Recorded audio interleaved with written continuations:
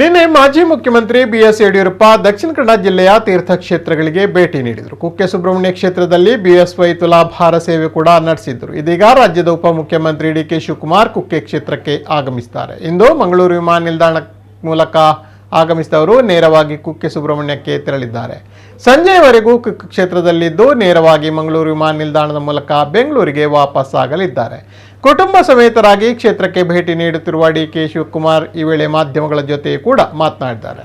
ಚನ್ನಪಟ್ಟಣ ಉಪಚುನಾವಣೆಯಲ್ಲಿ ಸ್ಪರ್ಧಿಸುವ ವಿಚಾರವನ್ನ ಖಚಿತಪಡಿಸಿದ ಡಿಕೆಶಿ, ಸುರೇಶ್ಗೆ ಆಸಕ್ತಿ ಇಲ್ಲ, ಹೀಗಾಗಿ ಚನ್ನಪಟ್ಟಣದ ಸೇವೆ ಮಾಡಲು ತೀರ್ಮಾನಿಸಿದ್ದೇನೆ. ಅಲ್ಲಿನ ಜನರು ಕುಮಾರಸ್ವಾಮಿಯನ್ನ ನೋಡುವ ಮೊದಲು ನನ್ನನ್ನ ನೋಡಿದ್ದಾರೆ, ಹೀಗಾಗಿ ಅಲ್ಲಿ ಒಂದಷ್ಟು ಅಳಿಲ ಸೇವೆ ಮಾಡಬೇಕು ಇದ್ದೇನೆ ಎಂದು ಹೇಳಿದ್ದಾರೆ.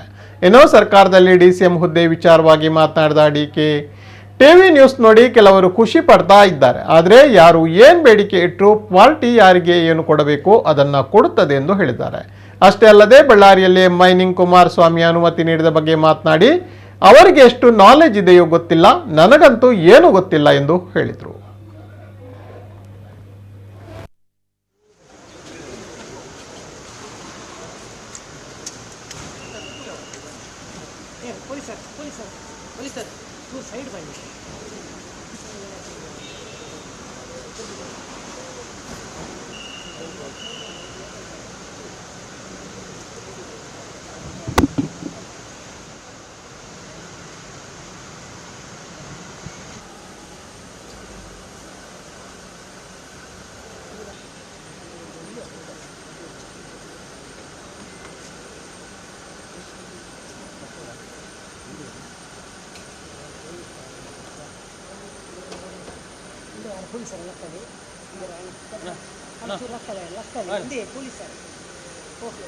ನಾವು ಹಿಂದೂ ಧರ್ಮದವರು ನಮ್ಮ ರಾಜ್ಯದಲ್ಲಿ ಎಲ್ಲ ಸಂಸ್ಕೃತಿಯನ್ನು ಹೊಟ್ಟೆ ತೆಗೆದುಕೊಂಡು ಹೋಗುವಂಥ ಜನ, ಧಾರ್ಮಿಕ ದತ್ತಿ ಇಲಾಖೆನೇ ಇಟ್ಕೊಂಡಿದ್ದೀವಿ ನಾವು.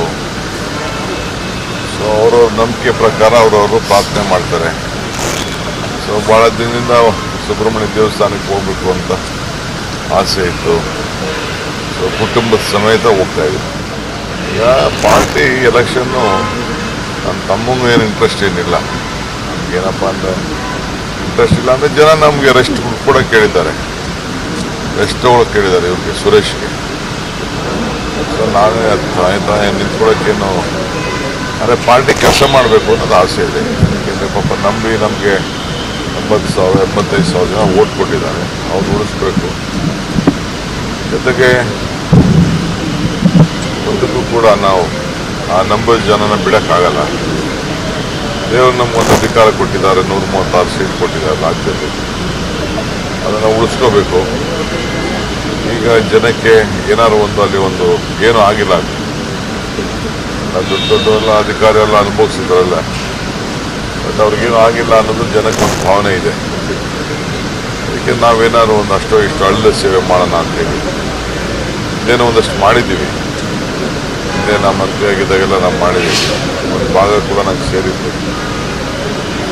ರೈಟ್ ಟೈಮ್ ಚನ್ನಪಟ್ಟಣ ಸಹಾಯ ಮಾಡೋಣ ಬಡವರಿಗೆ. ಚನ್ನಪಟ್ಟಣಕ್ಕೆ ಏನು ಮಾಡಿಲ್ಲ ಅಂತ ಅವ್ರಿಗೇನು ಗೊತ್ತು. ಅವರು ಚನ್ನಪಟ್ಟಣ ನೋಡೋಕ್ಕಿಂತ ಮುಂಚಿದ್ರು ನಾನು ಚನ್ನಪಟ್ಟಣ ನೋಡಿದ್ದೀನಿ. ಅವರು ಭಾಳ ಲೇಟಾಗಿ ರಾಜಕಾರಣಕ್ಕೆ ಬಂದವರು. ನನ್ನ ರಾಜಕಾರಣ ಶುರುವಾದ 10 ವರ್ಷದ ಮೇಲೆ, ನಾನು 85ಕ್ಕೆ ಅಸೆಂಬ್ಲಿ ಅವ್ರ ತಂದೆ ಮೇಲೆ ನಿಂತವ್ರು. ಅವರು 95 96 ಬಂದು ಪಾರ್ಲಿಮೆಂಟ್ ಇದ್ದರು.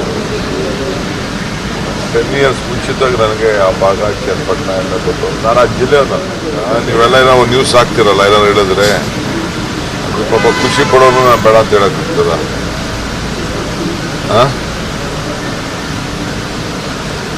ಯಾರು ಏನು ಬೇಕಾದ್ರೂ ಬೇಡಿಕೆ ಮಾಡಲಿ, ಪಾರ್ಟಿ ಯಾರಿಗೇನು ಉತ್ತರ ಕೊಡಬೇಕು ಕೊಡ್ತದೆ.